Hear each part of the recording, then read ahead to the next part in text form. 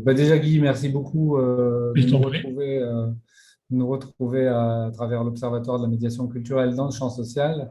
Ouais, Ça fait déjà quelques temps que j'essayais de te rencontrer à distance. On s'est vu à plusieurs reprises par rapport à cette question, par rapport aux veillées, par rapport ouais, à ouais, ton ouais. implication sur les quartiers populaires Ouais. et dans différents endroits.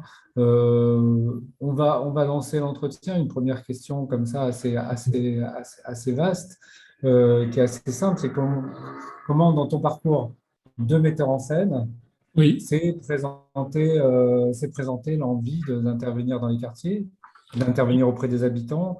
Comment ça s'est présenté, un peu la généalogie de tout ça, Ben, la genèse de tout c'est ça? le fait d'être, je pense, dans le Pas-de-Calais, d'être du Pas-de-Calais aussi. J'ai vécu dans les quartiers populaires, moi étant tout gamin, dans une cité, en fait, qui était, c'était pas une cité HLM, mais une cité de corons, tu sais, comme on dit chez nous.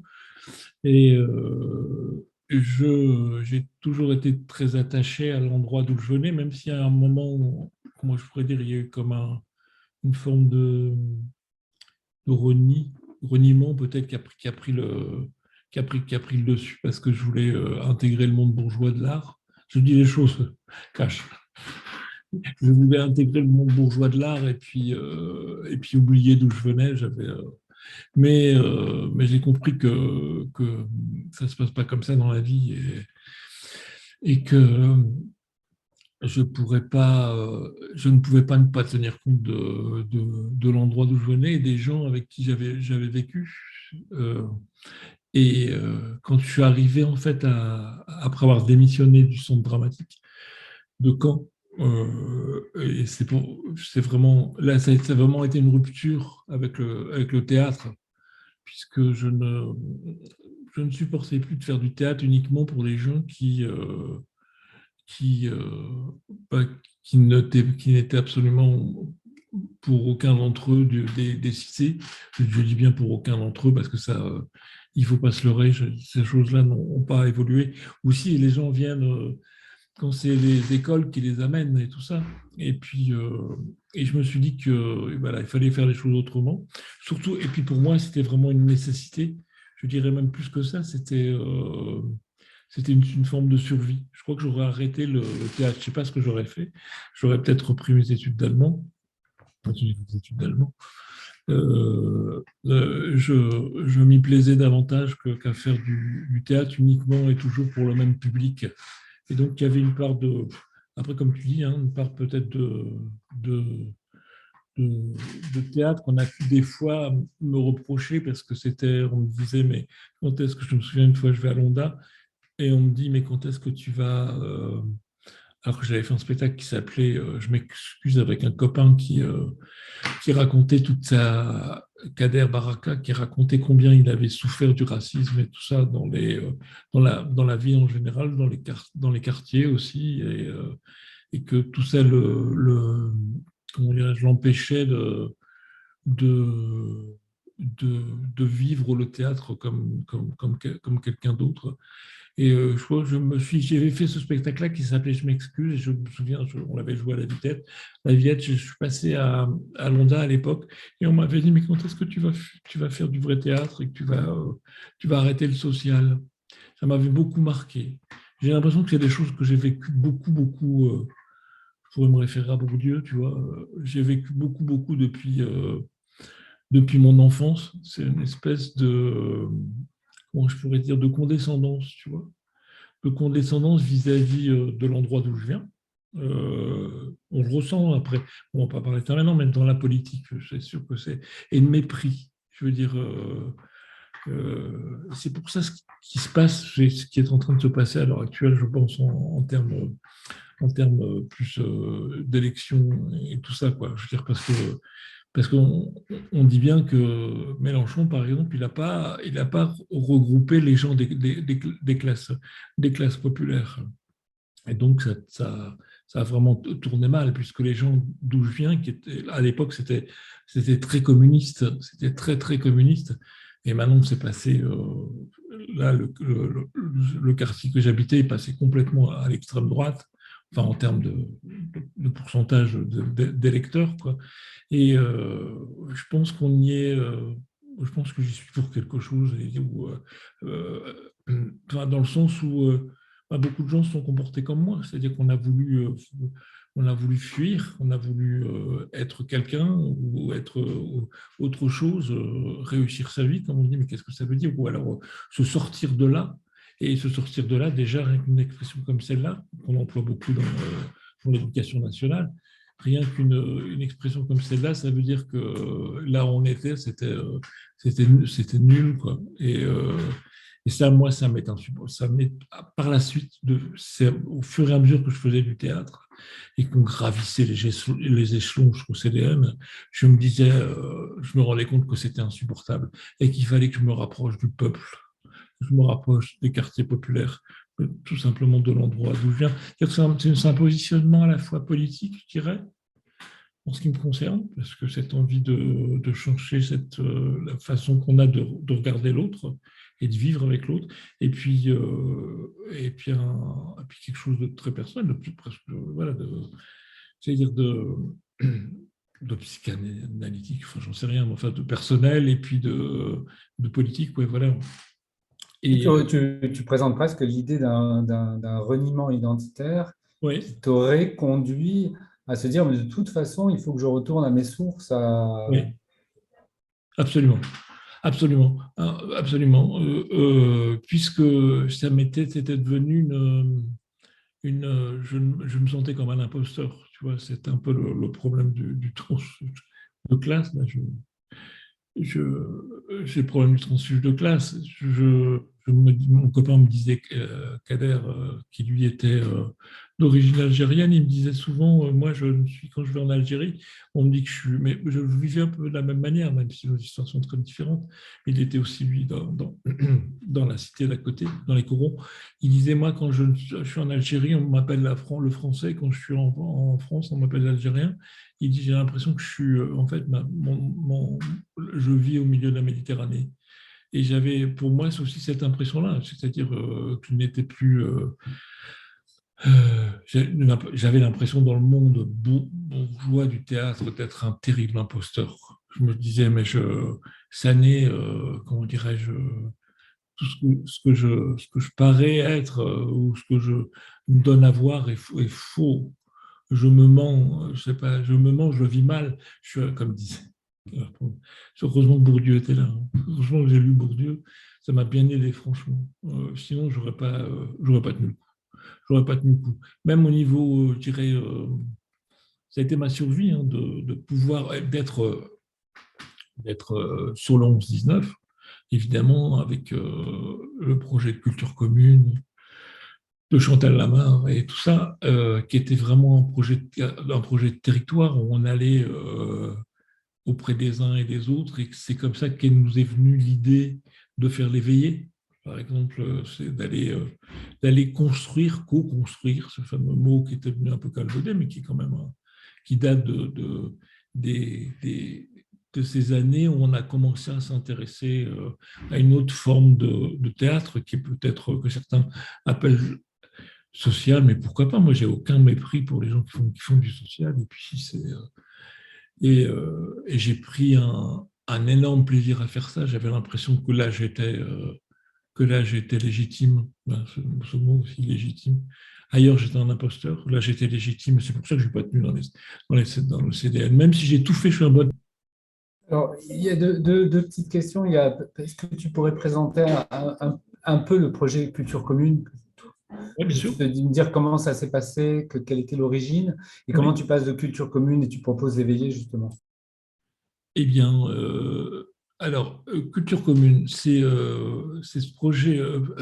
Nous étions par ailleurs installés au théâtre de Dia, c'est dans les années 80, au théâtre de 90. Nous étions installés au théâtre de Liévin, qui venait d'être construit. Et c'est à l'époque Kucheda, qui était le maire de Liévin, qui avait demandé à Jacques Lang s'il avait une idée. Et par l'intermédiaire du DRAC, qui était Vander Marlière, On s'est retrouvé au théâtre de Liévin et avec l'idée qu'à un moment donné, bon, qu'on n'avait pas. Moi, je faisais énormément d'ateliers. Je me suis dit, mais je suis à Liévin. C'est là qu'on a monté les spectacles qui ont le plus tourné du Balatom à l'époque. Les Tchekhov, les Sophocle, Marivaux, enfin ça tournait énormément. Et puis en même temps, moi j'avais besoin de faire des ateliers. Je me disais, mais il faut que je rende quelque chose à cette population. Je faisais des ateliers, on cherchait comment faire un théâtre un petit peu différent. Puis à un moment donné, on a demandé, il y avait le 11-19, donc cette base, cet ancien carreau de fosse qui était qui avait été préservé, qui est rentré maintenant au patrimoine mondial de l'UNESCO. Et il était question qu'on s'y installe, mais pour l'État, ça a été plus simple de nous nommer au centre dramatique de Caen. Et c'est en fait Chantal et son équipe de Culture Commune qui est venue s'installer ici. Culture Commune, elle était avant juste dans un village à côté de Los Angeles qui s'appelle Exnoulet. Et c'était un projet comment dirais-je, de territoire, c'est-à-dire construire avec le territoire une politique culturelle, avec, non seulement avec les élus, c'était comme créer bon, je pourrais dire une association de communes qui allait penser ensemble la culture et pas pour que chacun se donne les moyens de réfléchir comment on pouvait intéresser les gens à une autre façon de voir, une autre façon de faire, et puis ouvrir aussi le bassin minier qui était quand même un lieu culturel euh, très, très refermé sur lui-même, puis qui avait, comment dirais-je, beaucoup souffert du déclin économique, puisque une fois qu'on a fermé les mines, les gens se sont retrouvés dans la panade la plus totale, quoi. Le capitalisme a été ravageur dans cette région. Aujourd'hui encore, hein, ravageur, c'est que les gens se sont retrouvés pas à la rue, mais c'était tout comme. Moi, je me souviens dans le coron que j'habitais, on n'entretenait plus rien. Enfin, les gens, les HBNPC, qui étaient les houilleurs du bassin, qui étaient nationalisés à l'époque, n'entretenaient plus rien. Et Chantal s'est donc dit, mais je vais travailler sur ce territoire et je vais faire en sorte que les communes, par le biais de la culture, aient envie de réenchanter ce bassin minier. C'est ce travail là qui a donné aussi l'inscription du bassin minier à l'UNESCO, qui a été quand même une sacrée victoire. Et les gens ont commencé à travailler ensemble. Ça n'a pas toujours été simple. En plus, c'était Chantal, donc une femme, et avec un projet culturel, quoi, même s'il était, comment dirais-je, un petit peu particulier, j'allais dire. Tu vois qu'il était en plus d'un projet, j'allais dire subversif, je dirais d'une certaine manière. Donc ça a été doublement difficile pour elle, mais bon, surtout dans ce milieu ici, du bassin minier, c'est un milieu d'hommes, comment dirais-je, oui, c'est ça, un milieu très viril. Et elle a donc son idée était de former d'abord les gens, de former les gens à la technique, voilà, de former les gens à la technique, donner la possibilité, inspirer, essayer de, comment dire, d'insuffler ici et là l'envie de construire peut-être des théâtres, des lieux de culture qui permettraient la diffusion, et de faire en sorte que d'abord, le conseil d'administration de Culture Commune a toujours été constitué des différents maires ou adjoints à la culture des 36 communes qui, euh, qui composent le conseil d'administration de Culture Commune. Et dans toutes ces communes, le but était que chacun donc, puisse s'emparer du projet, puisse donner son avis sur le projet. Et c'est un peu à l'image de ce qui se passe à Los Angeles. On vient souvent, plein de gens qui viennent visiter Los Angeles, qui est une ville où tout fonctionne de manière participative. C'est le maire Jean-François Caron, qui est un écolo, qui fait ça avec beaucoup de, comment dirais-je, beaucoup d'intelligence. Et je crois qu'ils ont travaillé main dans la main avec Chantal. Heureusement qu'elle est tombée sur ce type-là. Et donc, ça s'est construit petit à petit, mais ce qui fait que maintenant, il y a un théâtre à Liévin, il y a un théâtre à Salomine, il y a un théâtre à Méricourt, à Méricourt, il y a un magnifique lieu. Voilà, c'était donné la possibilité, alors que moi, quand j'étais dans mon coron, jamais j'aurais imaginé pouvoir accéder au théâtre. Je n'y pensais même pas. Tu vois, il fallait déjà aussi passer cette barrière-là. Après, pour moi, au-delà de ça, c'était faire le lien entre ce qui se passait. Une fois qu'on avait franchi la barrière, il ne suffisait pas de se dire c'est pas pour nous. C'est vrai que c'était pas pour nous. Parce qu'il fallait-il qu'à l'intérieur, il se passe autre chose que ce qui s'y passe encore à l'heure actuelle. Même si j'ai, comment dirais-je, j'ai un respect énorme pour les metteurs. Je voulais rentrer un peu dans le cœur de l'action des veillées, c'est-à-dire comment tu les as conçues, comment elles se sont conçues collectivement. Est-ce qu'il y en a une qui t'a particulièrement, qui te vient en tête sur des processus, sur des manières de faire, qui a fait émerger des choses sur la participation des habitants particulière? Peut-être qu'il y en a plusieurs, sûrement. Voilà, c'est revenir un petit peu sur cette initiative, ce qui est devenu un peu une référence. Sur la récolte de la parole des habitants, etc. Comment ça se passait? Enfin, voilà. Oui, mais je dois dire qu'on est très influencé. Va démarrer dans les années 2000, 2003, 2004. On est très influencé parce que Chantal faisait venir aussi des groupes ici. L'idée, c'était pas de faire un théâtre à la base 11-19, mais des lieux de résidence en fait de compagnie. Et un jour, il y a Complexe Capharnaüm qui est là et je vais voir ce qu'ils font. Je vais les voir à Béthune, dans un des quartiers populaires de Béthune, qui est le Mont Liébeau. Et je vois qu'ils diffusent des images d'habitants sur les façades d'immeubles. Je vois du coup, les gens sortent, les suivent et tout. Ils ont un orchestre sur un camion, puis en même temps des énormes vidéoprojecteurs.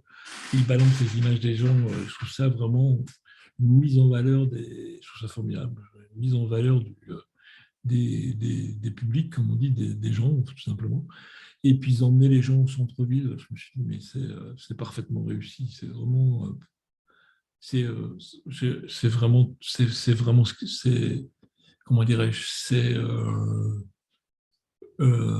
culturellement et artistiquement génial, enfin génial, génial.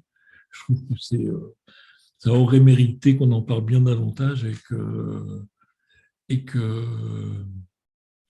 ça inspire, ça a dû inspirer beaucoup de gens. Bon, de toute façon, moi ça m'a inspiré. Je suis allé voir comment ils travaillaient et tout ça. Et puis, on avait décidé qu'on ferait.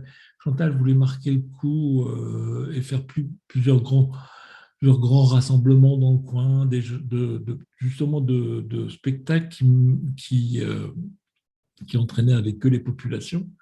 Et nous, on a fait un travail avec Complexe Capharnaüm qui s'appelait la Tournée des Grands-Ducs. Et on est allé dans tous les lieux, un petit peu, dans tous les lieux, enfin, surtout autour du 11-19, enfin, jusqu'à Liévin, 5-10 km de là.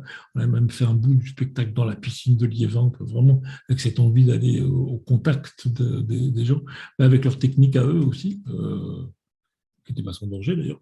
On projetait des images des gens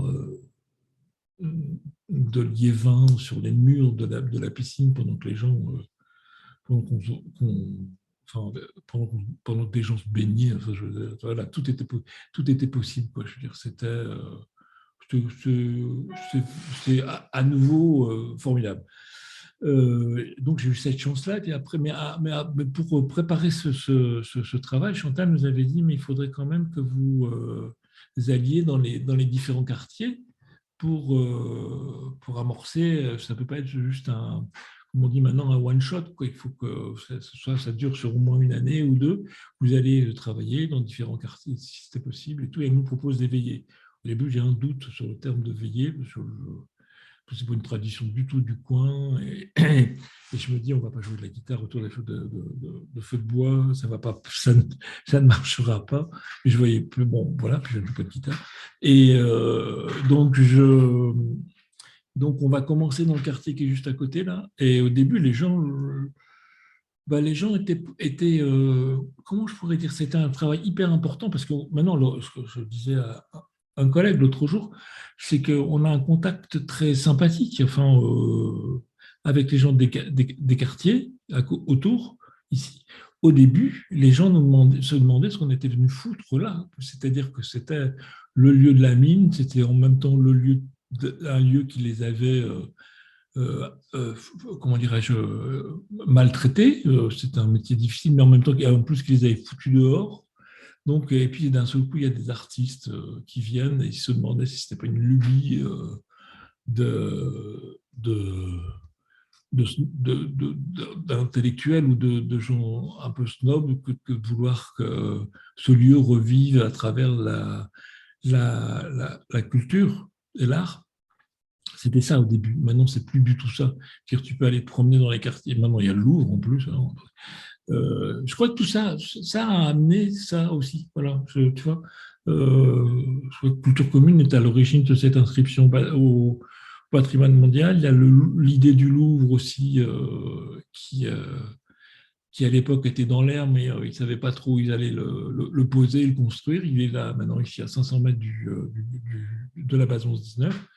Et ça a été et nos veillées parmi tout ça, c'était au départ d'aller voir les gens on s'était dit, mais quand Chantal nous dit les veillées, on s'était dit, mais qu'est-ce qu'on va faire? Eh ben, on va prendre le prétexte, on s'est dit, de la culture, tout simplement, et on va demander et de l'art, et on va demander aux gens ce que ça représente, l'art et la culture chez eux. Ce sera un démarrage de conversation. Après, tout est possible, tout est possible. Et on s'est rendu compte que du coup, que l'idée de l'art et la culture, ça allait bien plus loin que ce qu'on avait fait jusqu'alors, quoi. Même si j'ai, comme je dis, beaucoup aimé et beaucoup appris en travaillant chez Tchekhov, Marivaux et Sophocle. Bon, là, on allait vraiment au contact on faisait du porte-à-porte. Ça, c'était la première chose. Faire du porte-à-porte, prendre le temps d'être avec les gens. Euh, et après, on a amené, enfin, au début, on n'osait pas trop amener les caméras parce qu'on se disait que ça allait les gêner, les gens. Et puis, parce qu'on voilà, on a travaillé à l'image complexe Capharnaüm aussi en filmant avec les caméras. Puis, je veux dire, en quelques mois de temps, on s'est rendu compte que les caméras, fallait les montrer et qu'il fallait être avec les caméras tout de suite chez les gens pour que les gens acceptent et non pas et pas tricher, et qu'il fallait être tout le temps de front, jouer, ouais, c'est ça, être simplement sincère.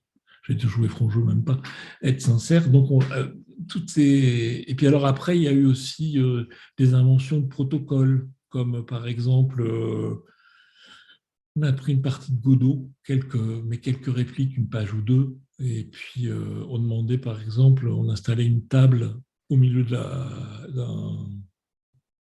d'un carrefour ou d'un parc. Et puis on demandait aux gens de nous donner la réplique. Bon, on leur soufflait la réplique, ils nous la donnaient, on faisait un montage avec ça. Et puis c'était une partie de plaisir, je veux dire, une partie de plaisir, ouais, je dis ça, c'est une partie de plaisir. C'est quelque chose qui est presque une expression populaire. Et c'est une expression populaire. Et euh,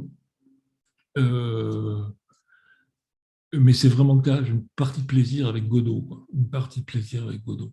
Et on l'a toujours bien joué, puis on a vu défiler. Alors, tout un quartier pouvait pas, tout un quartier, mais il y avait, je sais pas moi, 50 personnes sur un quartier qui nous donnaient la réplique sur Godot, avec l'idée que qui que ce soit qu'on filmait était dans le film. Ça a toujours été une contrainte, et on s'y est tenu, quoi.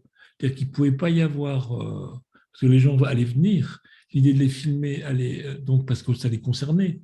C'est l'histoire de Brecht, Brecht qui disait, mais il faut faire en sorte que les gens se sentent concernés par ce qui se passe sur le plateau. Ben là, d'autant plus, puisqu'il s'agit d'eux, quoi, dans les veillées. Et donc, donc il n'était pas question qu'ils viennent et qu'ils se disent, on a fait une fois ou deux l'erreur de raccourcir, non, parce que c'était trop long, et d'enlever un ou deux témoignages, ça a été une catastrophe. Ça a été une catastrophe, vraiment humaine, quoi, et je m'en veux encore. Alors, oui, parce qu'il y a tout un champ sur lequel tu as développé aussi une expertise, c'est le mélanger amateur et professionnel. Oui. Et puis aussi tenir compte que les publics sont porteurs d'une parole poétique aussi. Ah oui, bien C'est-à-dire qu'il sûr. y a quelque chose de poétique qu'on peut reconnaître simplement sans forcément le valoriser, mais le reconnaître. Oui, Il y a oui. ces deux axes. Comment, alors, et tu as évoqué aussi une chose, j'aimerais bien qu'on revienne peut-être un peu sur ces trois axes, le risque d'instrumentalisation des publics. Comment on l'évite, le risque en les montrant, comment on l'évite de les instrumentaliser sur l'idée d'un objectif qu'on s'est donné de spectacle. Ces trois axes qui sont, à mon avis, assez importants, assez Oui. intéressants. Alors, on reviendra après sur les deux autres questions, mais sur l'instrumentalisation, c'est un petit peu. Après, son travail d'égal à égal avec les gens, quoi. Euh, les gens peuvent, par exemple, c'est toujours, ça c'était, on s'est toujours dit qu'il fallait qu'on soit positif et qu'on mette en valeur les gens, d'une part, et puis qu'après, on s'est dit aussi que euh, euh, au début, on s'est posé cette question d'instrumentalisation, puis après, très vite, je veux dire, ça a été un tel, il y a eu c'était tellement festif au fur et à mesure des veillées, festif et à la fois réflexif, qu'il n'était plus question vraiment, on ne se posait plus la question de l'instrumentalisation, parce que ça permet, c'est-à-dire que c'était le simple fait de se dire on aura du monde puisqu'on a vu du monde, et plus on verra de monde et plus on aura de monde, ben, évidemment, ça c'est une, comment dirais-je, ça tombe sous le sens. Mais encore faut-il savoir, encore faut-il donner du sens à ce qu'on fait. Et donner du sens, c'est aussi c'est une forme de, j'allais dire, c'est créer de la conversation, c'est créer de la dialectique. Et, je veux dire, là, il y a pas, et aucun d'entre nous n'est. En plus, parce que pour nous, la veillée, elle se passe pendant tout le temps où on est sur le terrain. Ça se passe aussi parce qu'il y a plein de gens qu'on ne va pas filmer, parce qu'ils ne veulent pas être filmés. Et les gens ont aussi la possibilité de venir nous voir pendant la semaine et dire attendez, moi je vous ai parlé. Et puis on fait très attention aussi quand on fait des montages à ne pas porter préjudice aux gens. Et puis voilà, bien sûr, on fait très très attention. Je crois qu'avec le temps, on sait, on a appris, comment dirais-je, à respecter en fait la parole des gens. C'est-à-dire pas parce que si les gens, quand les gens prennent l'habitude de la caméra, le danger est que ils en arrivent à dire des choses qui ne voudraient pas dire qui ne pensaient pas dire à la caméra. Soit on les rappelle, c'est arrivé, ça par exemple, c'est arrivé une fois à Cavaillon, je me souviens, c'était avec la PJJ.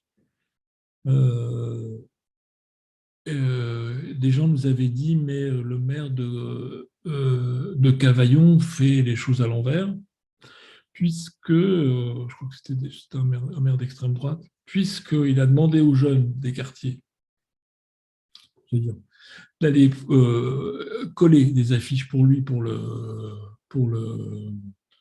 pour les élections, et en promettant qu'il reconstruirait un centre social qui allait brûler. En fait, une fois qu'il a été élu, il a complètement oublié le quartier, il a complètement oublié les jeunes, ce qui fait que les jeunes étaient dans un état de rage et de colère que je peux comprendre, tu vois. Et là, est-ce que ça nous est raconté par la PJJ, donc par des jeunes dames de la PJJ, et on se dit, mais en réécoutant, en faisant le montage, on se dit, mais est-ce qu'on va le garder? Est-ce qu'on peut le garder? Enfin, on ne voudrait pas. C'est parce qu'elles mettent en, comment dirais-je, elles désignent, elles dénoncent le maire. Hein, et on leur a demandé si elles voulaient bien, si on leur a demandé si elles étaient d'accord avec ce qu'elles avaient dit et si on pouvait le laisser. Parce que c'est important de le dire par ailleurs. C'est tellement, tellement parce que ça peut pas être que ce qu'on raconte, peut pas être que comment je pourrais dire que naïf. Ouais. ça peut pas être naïf, ça peut. Bon, alors, bref, donc c'est resté. Le maire est venu, il nous a dit bon, il y a des choses qui sont pas bonnes à entendre, mais qu'à cela ne tienne. Je veux dire, moi, après, que je revienne à Cavaillon ou pas, c'était dit, puis je suis content qu'on l'ait dit. Les jeunes étaient ravis qu'on l'ait dit, les dames de la PJJ aussi. Je ne sais pas si ça change quelque chose, mais voilà. Donc, on a ce. En fait, il y a une chose que tu étais en train de dire qui était très intéressante, c'était l'idée que les choses sont plus simples, simplement. C'est-à-dire que la question de l'instrumentalisation ne se pose pas dès Ouais, l'instant où on est à l'écoute des gens, etc. ouais, Cette idée que les gens puissent être récupérés politiquement, etc., comme quand on travaille avec telle population ou telle autre, ou que les gens se sentent entrés dans un dispositif qu'ils n'ont pas forcément pensé d'emblée, c'est des questions qu'on dépasse assez rapidement dans la simplicité de la relation. absolument. Euh, et puis, c'est créer de la dialectique, comme je disais tout à l'heure, c'est-à-dire qu'on n'est pas. Euh, on part pas de rien, nous non plus. C'est-à-dire qu'on a une idée du monde dans lequel on est. On a une idée euh, poédélitique, comme dirait Bernard Lubin, qui est à la fois poétique et politique. Je veux dire, si j'imagine volontiers un autre monde, j'imagine volontiers, comment dirais-je, qu'on vive de manière plus égalitaire. J'imagine volontiers que. Alors, je crois que c'est pas difficile de vouloir que les choses se passent autrement. Petite dernière question, c'est de Ouais, savoir si on peut questionner la notion d'égalité dans les quartiers. C'est pas une façon de l'amener de façon générale, en fait, que la question d'égalité ne se pose pas uniquement dans les quartiers prioritaires, ouais. qu'elle peut se poser, partir des quartiers prioritaires pour aller toucher la Oui, France entière, enfin des territoires beaucoup plus vastes.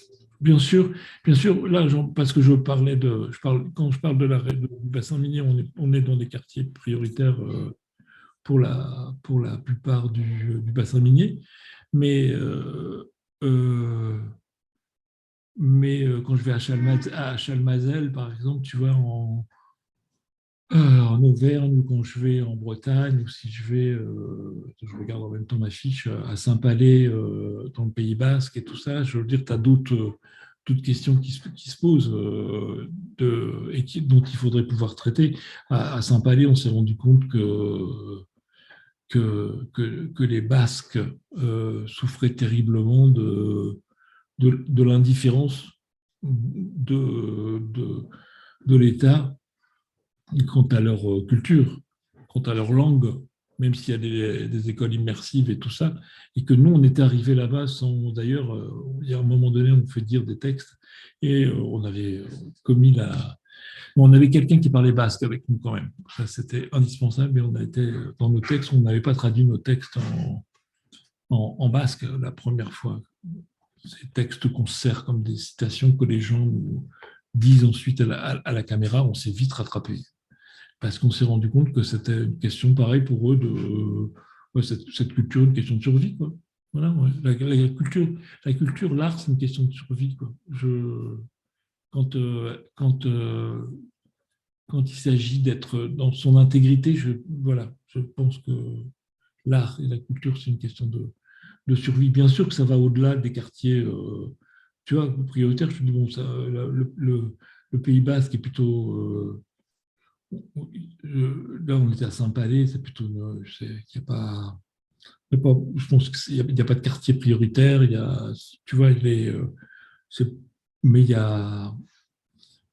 voilà, il y a d'autres problématiques dont je veux bien tenir compte, tu vois, et qui tiennent aussi d'un point de vue politique plus global. Oui, j'ai cette impression. Guy, je voulais dire une dernière chose, c'est que je trouve que tu as réussi, semble-t-il, à réunir la réconciliation entre esthétique et citoyenneté, en fait.